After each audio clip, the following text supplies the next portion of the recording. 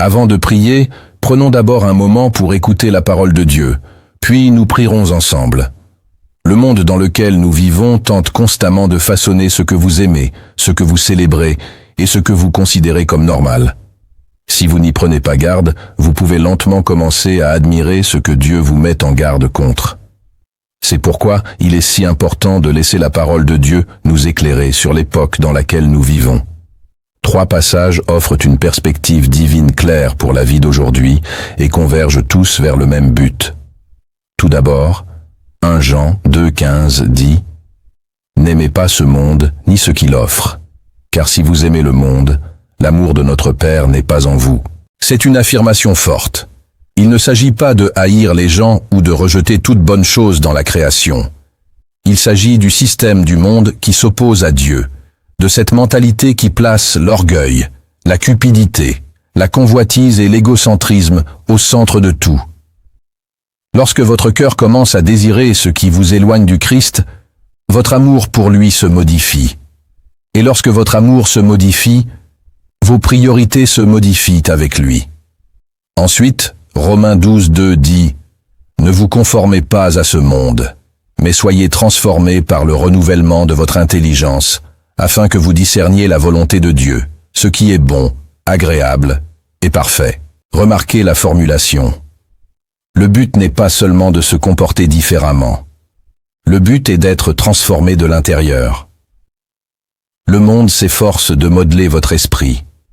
Il vous manipule par la musique, les divertissements, les réseaux sociaux et les messages incessants qui récompensent le péché et ridiculisent la sainteté. Si vous ne renouvelez pas votre esprit, vous êtes façonné par autre chose. Et sans vous en rendre compte, vous pouvez commencer à penser comme le monde, à réagir comme le monde et à désirer ce que le monde désire. Jacques 4,4 dit alors « Adultères que vous êtes, ne savez-vous pas que l'amitié du monde est inimitié contre Dieu ? C'est pourquoi quiconque choisit d'être ami du monde se fait ennemi de Dieu. » Ce verset emploie des termes forts, car Dieu prend la loyauté très au sérieux. Être ami avec le monde, ce n'est pas simplement suivre une mode ou aimer une chanson. C'est choisir de cautionner ce qui déshonore Dieu. C'est se fondre tellement dans la masse que votre vie ne se distingue plus. C'est lorsque plaire aux hommes devient plus important que plaire à Jésus. Ainsi, ces 3 versets vous révèlent 3 vérités claires. Vous n'êtes pas appelé à aimer le monde. Vous n'êtes pas appelé à vous y conformer et vous n'êtes pas appelé à être son ami. Et la raison n'est pas que Dieu veuille vous restreindre, mais qu'il veuille vous protéger. Le monde offre un confort éphémère. Il offre un plaisir enchaîné. Il offre des applaudissements qui s'éteignent. Mais le Christ offre la vie, la paix, la pureté et la joie, qui ne dépendent pas de l'approbation des autres. L'Écriture révèle également qu'un aveuglement spirituel touche beaucoup de personnes.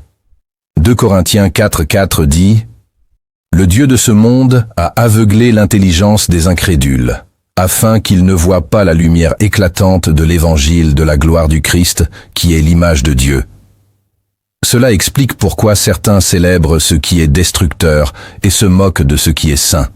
Ils sont aveuglés. Ils vivent sous l'emprise d'une sombre tromperie. Et cette tromperie paraît souvent séduisante, car elle est bien présentée.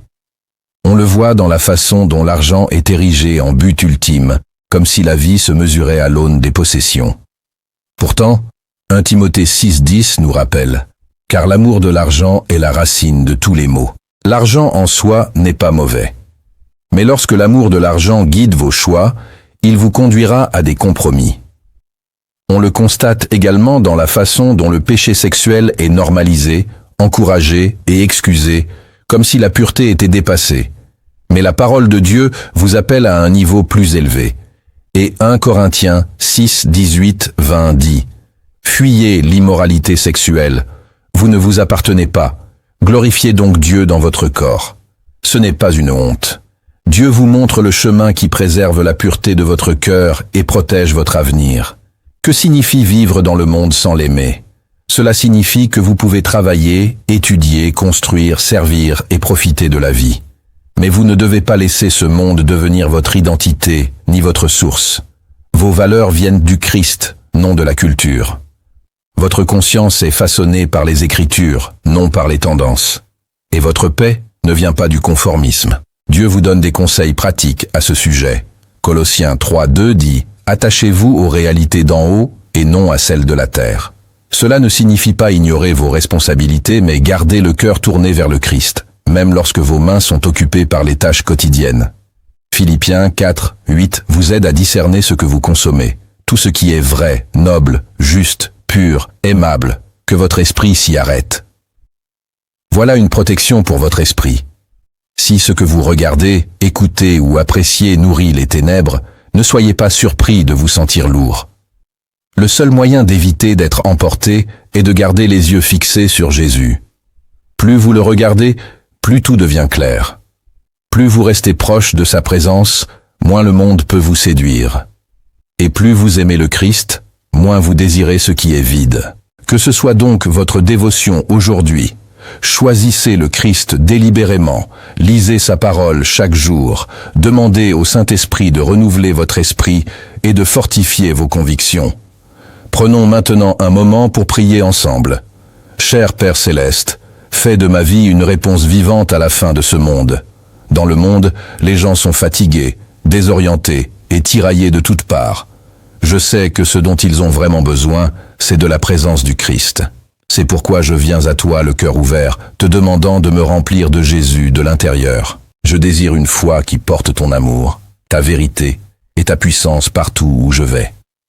Père, je te demande de me remplir du Saint-Esprit. Je ne peux vivre pour toi par mes propres forces, et je ne peux te représenter dignement si je suis vide intérieurement. Tu as promis que l'Esprit fortifierait ton peuple, et je m'accroche à cette promesse aujourd'hui. Acte 1:8 me rappelle que je recevrai la puissance lorsque le Saint-Esprit descendra sur moi. Aussi, je te demande cette puissance pour vivre avec courage et parler de Jésus avec sincérité et compassion. Que mes paroles conduisent les gens vers le Christ, que mes actions reflètent ton cœur, que ma vie répande le parfum du ciel dans les lieux les plus ordinaires. Seigneur Jésus, j'ai besoin de toi dans un monde rempli de mauvaises influences. Il y a tant de bruit, de tentations et de mensonges subtils qui tentent de détourner mon cœur de toi.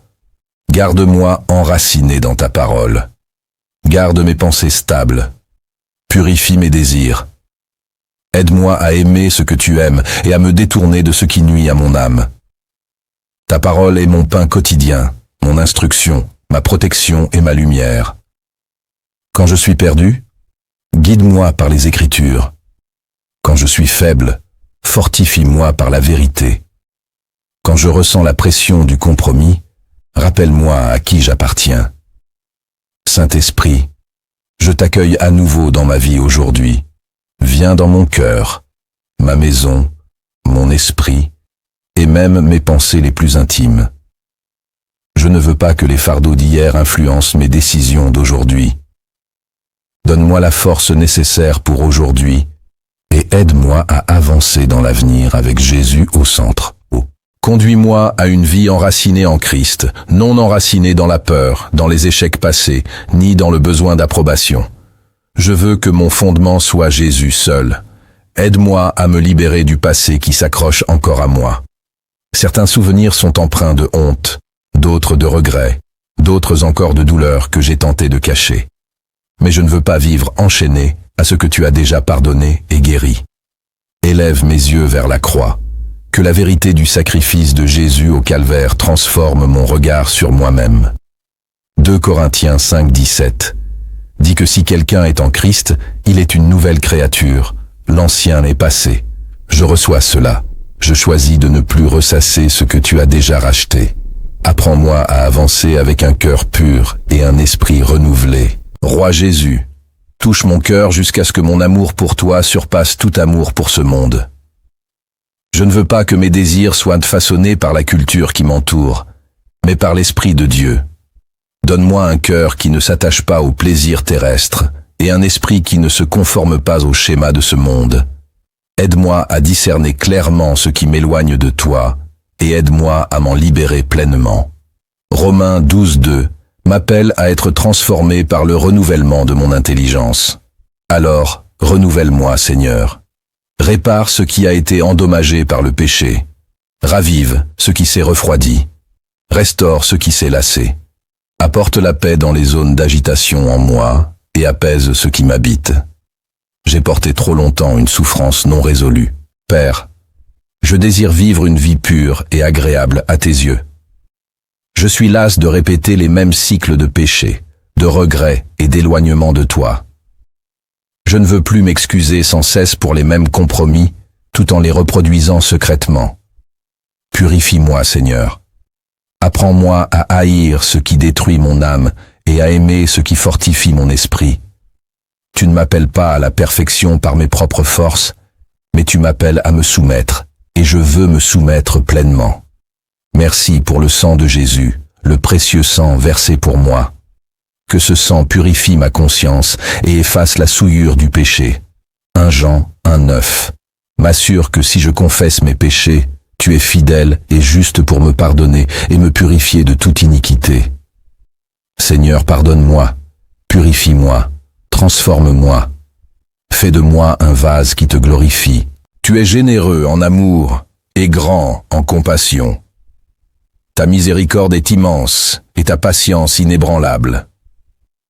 Je me souviens du psaume 103, versets 11 à 13, qui dit que « Autant les cieux sont élevés au-dessus de la terre, autant est grande ta bonté pour ceux qui te craignent.